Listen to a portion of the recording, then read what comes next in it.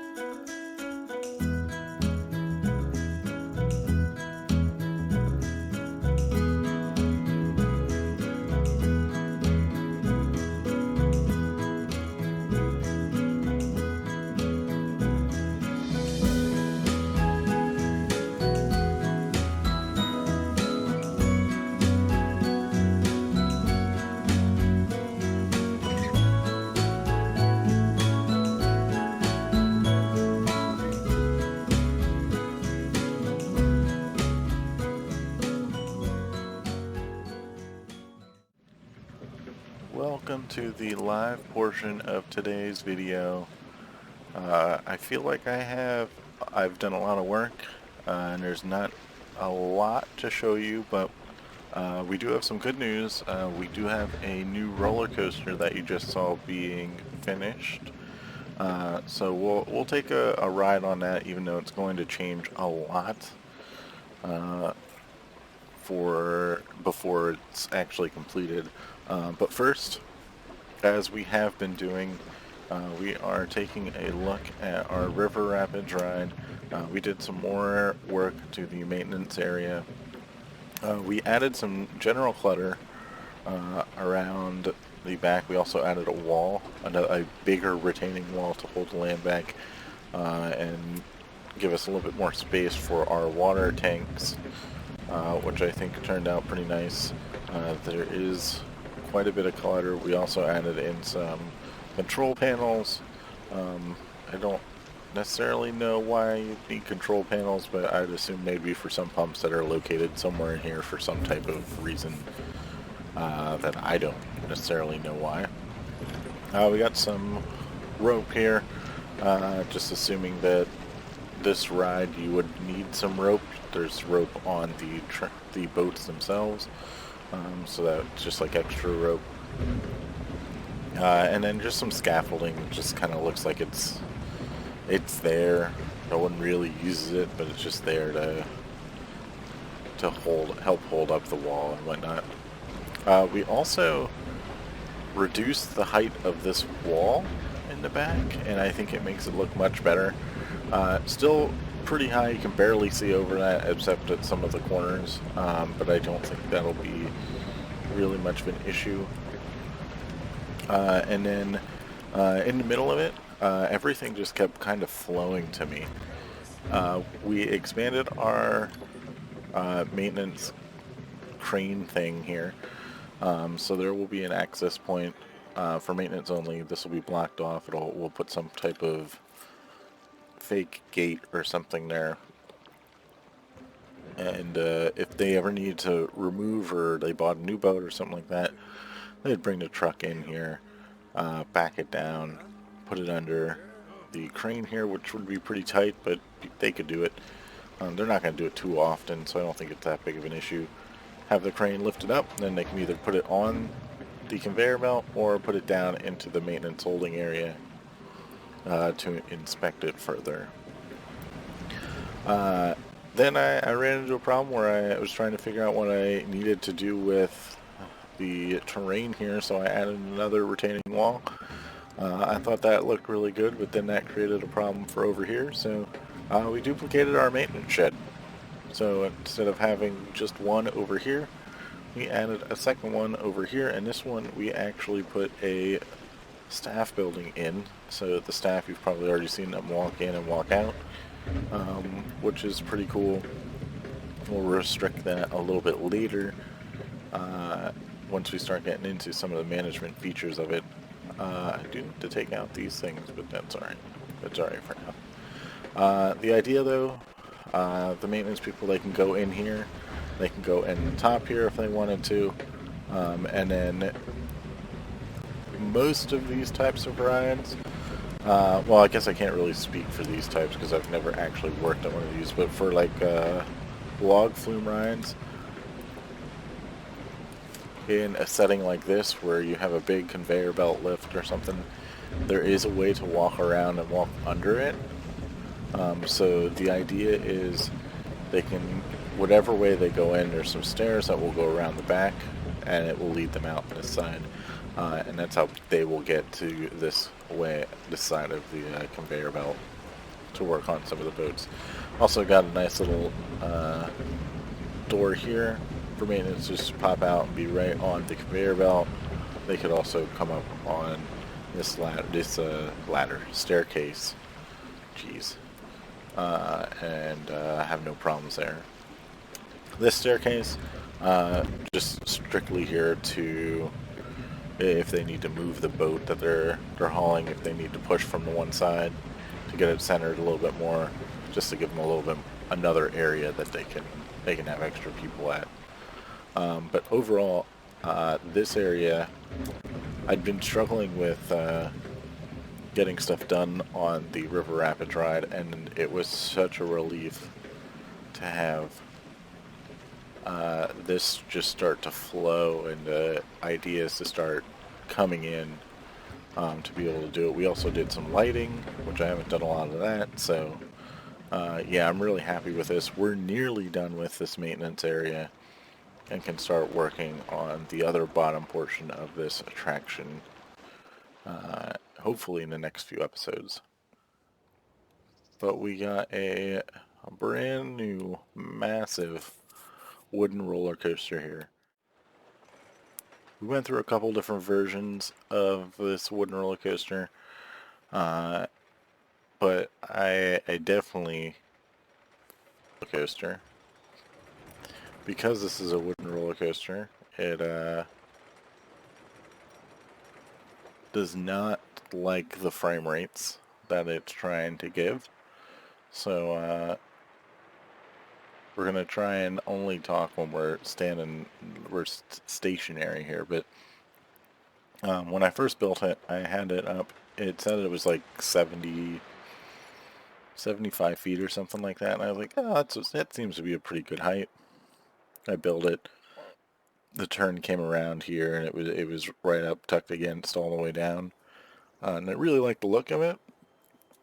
But when the stats actually came in, it turns out that this land is raised up pretty good. So it was only a 60-foot drop, and I definitely wanted something a little bit larger than that. So now, let's get our HUD up so we can actually see what our statistics are. I do not want to place the entrance yet. The excitement, 643, that's pretty impacted because of the stopping at the top, which we will fix that. Other than that, I think it's about 7 something, which is pretty decent. But our results, we get a max speed of 58 miles per hour. Our biggest drop, 107 feet. That's because I wasn't going to go under this at first. I was going to try and keep it above, but that looked kind of weird. So that's a pretty big drop for this type of wooden coaster. But I think it looks fine. It's not too unrealistic here. The drop itself is at 60 degrees, so that's about the max that you're going to see for a wooden coaster. But overall, I think that it really flows very quickly through the layout. A lot of good airtime hills. Nothing that is like. Let's try and pan back here. Nothing that's too out of the ordinary. Ooh. Our max vertical G is 4.14. Everything that I could find, it would be just under 4, even in the heat maps. So it clearly hits it somewhere, most likely at the bottom of this drop.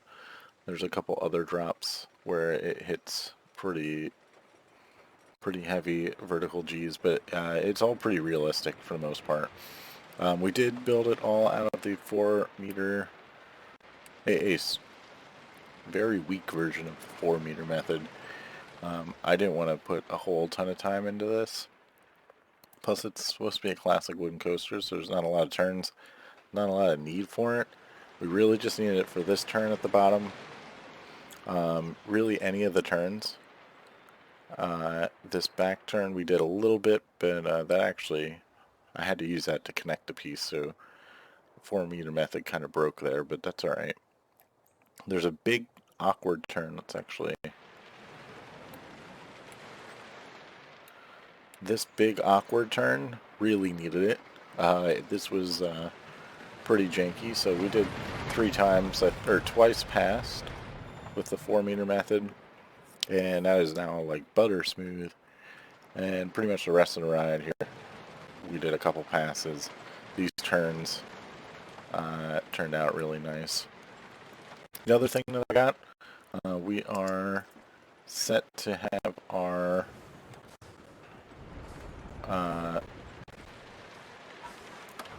what the heck is this called? Transfer track. We are going to have our transfer track here. And one thing that I did that I don't know if I've seen anyone else do it. Correct me if I'm wrong, let me know in the comments if I am wrong, or maybe there's a better way to do it, but most people I see that do a transfer track, they build another coaster and just line up the track and make it perfect. I, of course, build all of my brake runs on a slight downhill section, so I like to, just for a little bit more added realism, you can kind of see it here a little bit. That way it gets a train moving once it comes off the block section. But yeah, so I just break a piece at the end here. I turn on my angle snap. I get it over, build a couple extra pieces, delete those and connect that back up, and then just build my track back out here.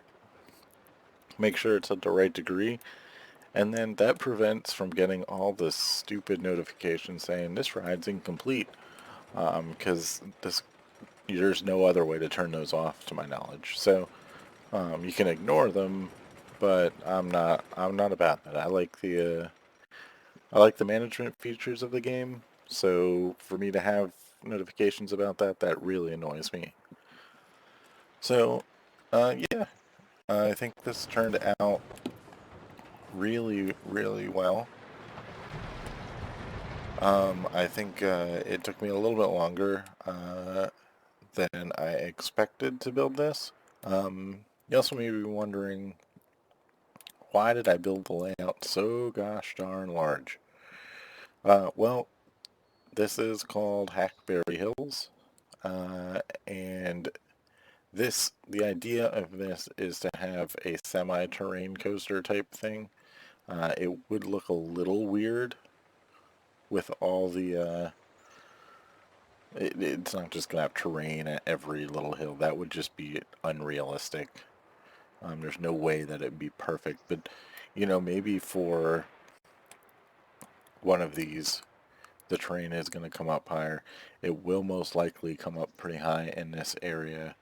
You won't be able to see some of these bigger areas in the back. It will definitely come up here. So this isn't super high on this double up and double down, which that inspiration comes from the Phoenix at Knoebels, as a lot of stuff takes inspiration from Knoebels. We'll definitely look at putting stuff here. I want to do a tunnel type thing around this awkward turn.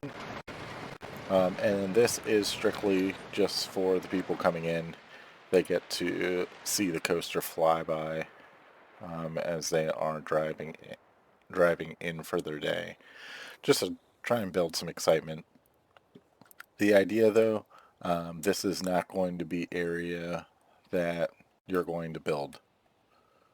And I haven't necessarily fully figured out how I'm going to swing that. But we'll figure that out in the next couple of episodes. We'll probably flatten some of this to try and make up for that, since this didn't necessarily turn out the way I originally intended. Or maybe we will make this something. Maybe we'll give an opportunity to put some flat land in over here. But overall, we got people quitting. I'm really happy with the way this turned out, and I'm happy this entire episode. I like the way our River Rapids ride turned out, and I am happy with the way our roller coaster turned out. So, if you have a name for the wooden roller coaster, please make sure to leave it in the comments. I am looking for a name. I am looking for a paint selection. I currently made it the darkest green that makes it look brown. So you can kind of see it in there, not really, but I am looking, there might have been a weird cut there, because my game was trying to do something funny, but I am looking for a classic coaster name,